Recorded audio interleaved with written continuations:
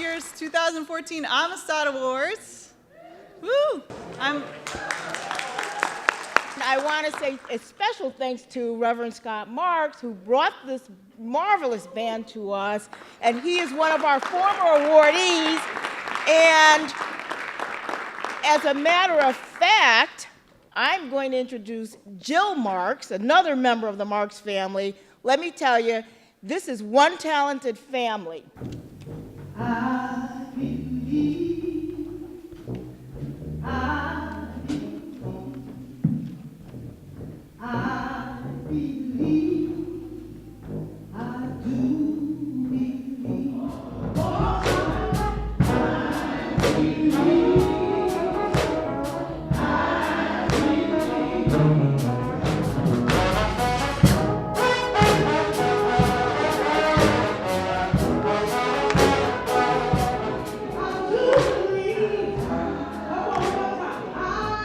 I now have the pleasure of introducing someone who I consider a leader. And it says, a leader is someone who helps improve the lives of other people or helps to improve the system under which they live. And I can tell you that certainly fits Joelle Fishman. People and nature before profits. So everyone has the right to a decent job in a clean and peaceful environment with a living wage and a union. So everyone has the right to equal quality public education, health care, affordable housing, and retirement security. People and nature before profits. Today we celebrate 3 inspiring warriors, passionate and unafraid to stand up for justice. Meg Riccio, Daniel Durant, and Alberto Bernardez.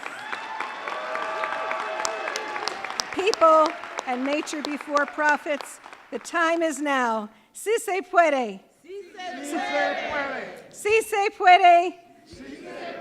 Yes, we can. Any youth who are part of the YCL New Elm City Dream, or if you've been door knocking at all this summer, or at any point in the last year you've been doing something activist in your community, please come up to the stage. I want Alicia Cantine to get down here right now. I want David White on the stage. I want Scott Tisa. I need Capri and Scott Tisa Marks. These youth are truly amazing. This year they have continued their struggle for equality, jobs, and peace in communities across Connecticut. They have organized and participated in marches. All summer long, many of these youth door knocked in their neighborhoods, registering voters and letting people know where candidates stood on youth issues. As the weather turned colder, they did not stop and helped bring home the victory of re-electing Daniel Malloy for governor. So now I'd like to turn the floor over to Jacqueline Marks, Jose Rivera, Alexandra Marks, and Jennifer Graham, who are going to present a youth message to the awardees. The New Elm City Dream and the Connecticut Young Communist League has been so inspired by a generous, active leadership. You are paving the way for the youth of Connecticut to stand up and fight for our rights within our neighborhoods, schools, and our right to work at a good job. Thank you. We congratulate you, Meg Riccio. We congratulate you, Alberto Bernardez. We congratulate you, Daniel Durant.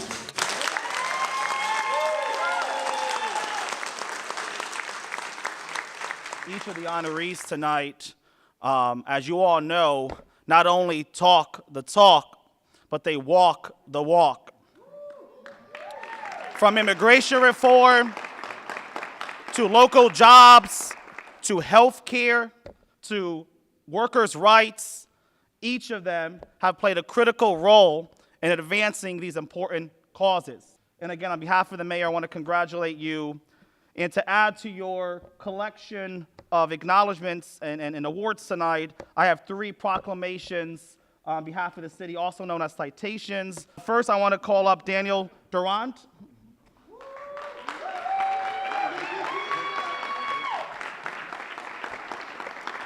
Alberto Bernardez.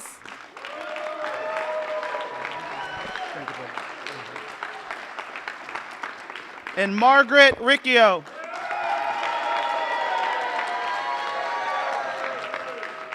The People's World Amistad Awards, I don't know how many of you know what they represent, but let me tell you.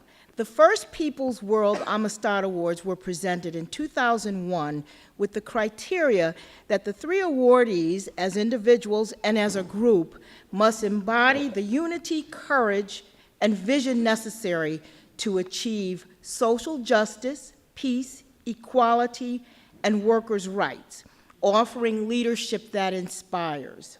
The awards are presented annually on the first Sunday in December on the occasion of the anniversary of the Communist Party USA. This year is the 95th anniversary. This first award will be presented by one of our former Amistad awardees, Lori Kennington, who was an awardee in 2013, and she will be presenting the first award to Meg Riccio. Margaret Riccio, Chief Steward of Local 35, Unite here at Yale, in recognition of your consistent and strong representation of service and maintenance workers at Yale, and victories won in solidarity with Local 34, with GSO, with New Haven Rising and all New Haven unions through the Central Labor Council. Your outstanding leadership is an inspiration.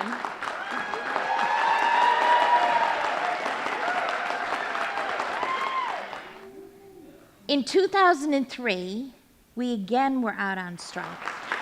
They joined us on the New Haven Green that day for a march and a civil disobedience. My daughters, Stephanie and Louisa, and my granddaughters, Emily and Madison, were there that day. And they walked with me the whole way from the Green down this very street to College Street to the med school and back to Broadway, where I sat in the street with hundreds of other workers. I was arrested, handcuffed, and placed in a police vehicle. I was told my little granddaughter Emily cried. But when she went to school the next day, she told her teacher about her grandmother being arrested. Not because she did something bad, but because she did something she believed in. I have been lucky enough to see my union brothers and sisters have a better way of life. I am overwhelmed today to be recognized for what has come naturally to me. I have enjoyed pulling workers off their jobs to stand up together. I have enjoyed teaching coworkers to stand up to the boss and fight for their rights on the job. I've made so many friends from so many different walks of life. I thank all the members of Local 35, who without them I would not be here. I must say, it's been quite a ride. Let our work continue. Peace. Thank you. At this time, I'd like to invite Representative Edwin Vargas to the microphone, Amistad awardee in 2013, to present the second award to Daniel Luis Durant, Jr. The People's World Amistad Award to Dan Durant in recognition of your dedication and commitment to win equality and justice with labor and community solidarity, empowering students, parents, teachers, healthcare workers in Connecticut and across Connecticut, in Hartford and across Connecticut, for your outstanding leadership is an inspiration to all of us. Given this December 7th, 2014 at the Cooperative Arts and Humanities High School in New Haven, Connecticut. Congratulations, Dan. I just really appreciate it, so I want to thank everybody for this award. Thank everybody for coming out to accept this award, to really shed some light on the values really that folks who have received this award really are promoting in this society. Values that are not always considered to be popular, right? Values that promote each other and not the individual. I'm looking at this sign before me right now. It says, people and nature before profits. You know, that's a value. You know, Hartford Rising is a coalition that we came together to create, basically to promote these values. And we came together and we interviewed folks all across the city of Hartford. You know, we just went knocking on doors. We started talking to people, but we just went out just to talk to people, right? Just everyday people, and see what it is that they felt was the most important things. And over again, these 5 things kept coming up, right? Education. Everybody wants a good education for their kids, for their children, right? Because education is the future. Jobs, right? You know, number 1, jobs. Housing. When we think about poverty, what is poverty? It's a lack of jobs. Housing, safe, sustainable, and clean city, and then healthcare, which includes access to nutritional foods. But these are things that other people take for granted. These are things that other people that take for granted that we don't get in urban centers.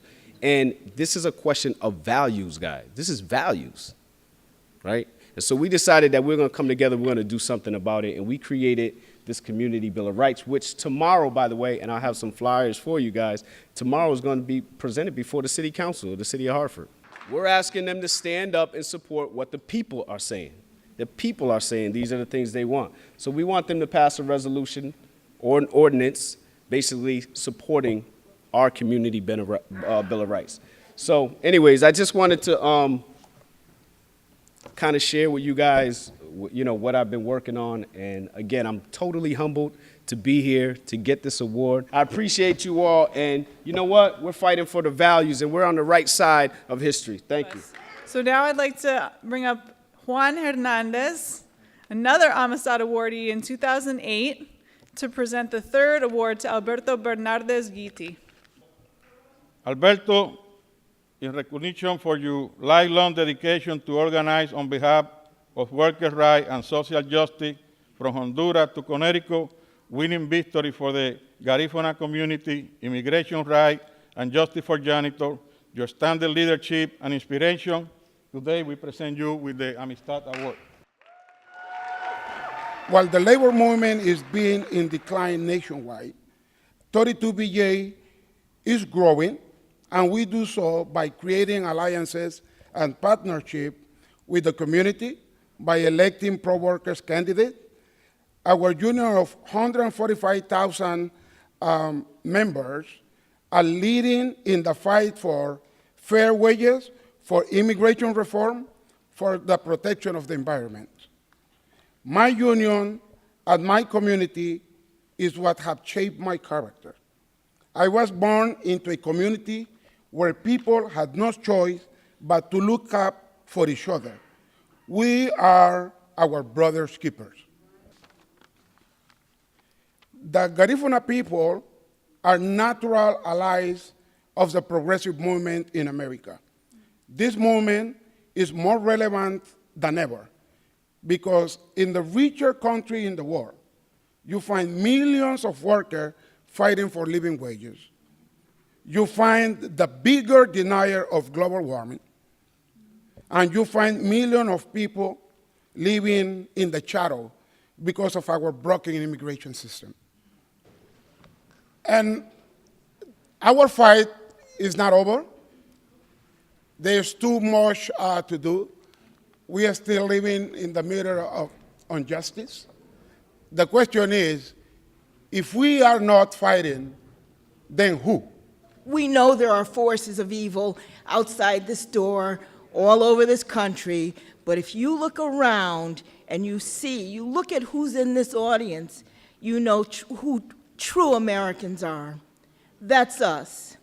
One of my favorite poets said, even if you kill all the flowers, you can't stop spring from coming.